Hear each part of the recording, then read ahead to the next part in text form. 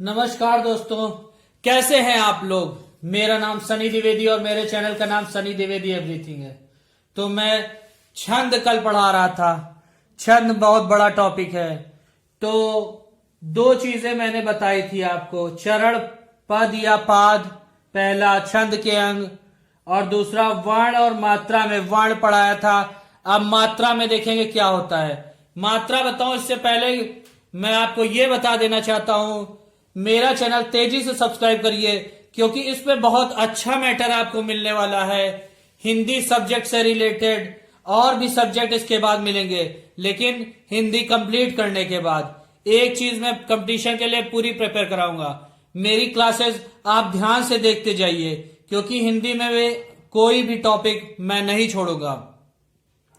तो चलिए बाकी बची सी चीजें छंद में स्टार्ट करते हैं। छंद के अंग को जो दूसरा था वर्ण और मात्रा। वर्ण के विषय में मैंने बताया था। अब मात्रा देखिए क्या कहते हैं। मात्रा ध्वनि के उच्चारण काल को मात्रा कहते हैं। मतलब ध्वनि बोलने का जब हम ध्वनि बोलते हैं, किसी चीज का शब्द नाम लेते हैं, का कुछ भी नाम लेते हैं, आ, तो उसमें जितना टाइम लगता है उसको बोलने में, उसको खींचने में, तो वो क्या कहलाता है, उच्चारण काल। ह्रस्व को बोलने में कम लगता है, दीर्घ को बोलने में ज्यादा लगता है। वर्ण क्या होते हैं, सस्वर अक्षर होते हैं। वर्ण क्या होते हैं, सस्वर अक्षर होते हैं और मात्रा में सिर्फ स्वर लगता है। सस्वर अक्षर मतलब क्या हुआ, जैसे कक्का किक्की कुक्कू भी यूज होता है और मात्रा में, और स्वर भी होते हैं, आ ई उ भी होता है, कक्का किक्की कुक्कू भी होता है, लेकिन मात्रा में सिर्फ स्वर यूज होते हैं। क्या होते हैं, सिर्फ स्वर, आ ई उ रीढ़। ठीक है, तो आगे देखते हैं लघु वर्ण और गुरु वर्ण क्या होते हैं। लघु वर्ण आ ई उ रे और गुरु वर्ण क्या होते हैं, आ ई उ ए ओ औ।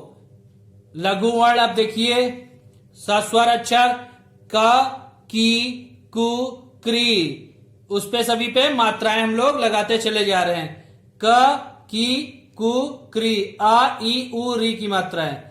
अब गुरु वर्ण में देखिए, का में जैसे आ की मात्रा लगाई, का की कु के कै को कौ। अब चंद्र बिंदी जिनके ऊपर लगती है, चंद्र बिंदी जिनके ऊपर लगती है, हंसुआ हंसी, इस सब में लघु वर्ण लगता है। लघु वर्ण का निशान देखिए, ये है जो मात्राएं लगाई जाती हैं उस पे। लघु वर्ण पे ऐसी मात्रा लगाई जाती है एक की, और गुरु वर्ण पे दो की मात्रा लगाई जाती है। हालांकि ये दो का बिल्कुल उल्टा बनता है, ये बात ध्यान रखिएगा जब मात्राएं काउंटिंग गिनी जाती है तब। अब देखिए संयुक्त व्यंजन में क्या लगता है, लघु वर्ण। जो संयुक्त व्यंजन होते हैं उसमें बाद वाले में क्या लगता है, लघु। संयुक्त व्यंजन में लघु वर्ण में आता है और इसमें मात्रा लगती है एक। अच्छा, अनुस्वार और विसर्ग वाले में जो व्यंजन होते हैं, अनुस्वार और विसर्ग वाले जो व्यंजन, स्वर व्यंजन होते हैं, इसके ऊपर इसमें इन्हें दो मात्राओं में गिना जाता है। इंदु जैसे लिखा है, इंदु में ई में दो मात्राएं गिनी जाएंगी, एक दो, ये वाला निशान लगेगा। बिंदु है बा के ऊपर छोटी की मात्रा और अंग की बिंदी, तो इसमें दो मात्राएं लगेंगी। विसर्ग वाले में, विसर्ग जिसमें है अहा तहा धा, तो इसमें दो मात्राएं लगेंगी ना कि एक। अग्र वक्र संयुक्ताक्षर जो होते हैं के पहले के वर्ण पे दो मात्राएं लगती हैं, ऐसी। कितनी मात्राएं लगती हैं, दो मात्राएं गिनी जाती हैं।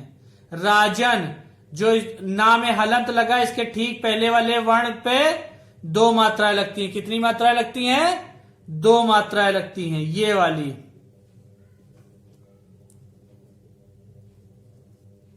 ठीक है, अब आते हैं तीसरे पे, संख्या और क्रम।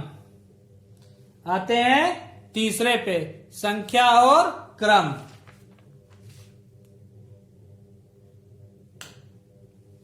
संख्या और क्रम क्या है? लघु और गुरु के स्थान का निर्धारण।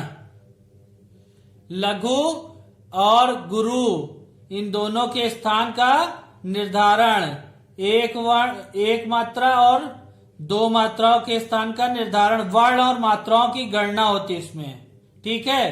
एक वर्णिक छंद होता है जिसमें संख्या भी बराबर होती है और संख्या और क्रम दोनों बराबर होते हैं। और मात्रिक छंद में संख्या समान होती है लेकिन क्रम बराबर नहीं होता, इधर उधर होता है।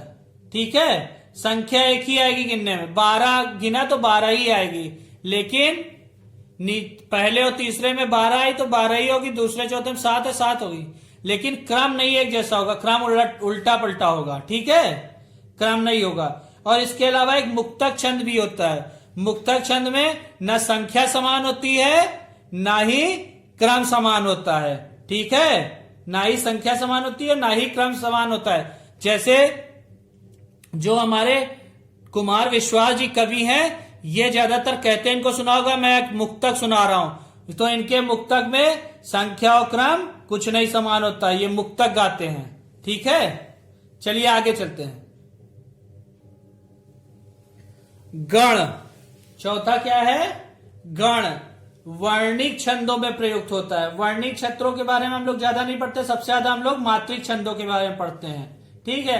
अक्सर ये पूछा जाता है कि दोहा, सोरठा, बरबे आदि में कितनी कितनी मात्राएं होती, ज्यादातर ऐसे क्वेश्चन आते हैं। हालांकि इसके बारे में जानकारी होनी जरूरी है। वर्णिक छंदों में गण जो प्रयुक्त होते हैं केवल वर्णिक छंदों में प्रयुक्त होते हैं। समूह 3 वर्ण जो होते हैं उनका एक गण होता है। क्या होता है? 3 वर्णों का एक गण होता है। 3 वर्णों का क्या होता है? एक गण होता है। गणों की संख्या 8 होती। कितनी होती है? 8 होती है। गणों का एक फॉर्मूला है, ये माता राजा भाग नाग साग। तो अब इनको एक्सप्लेन करेंगे।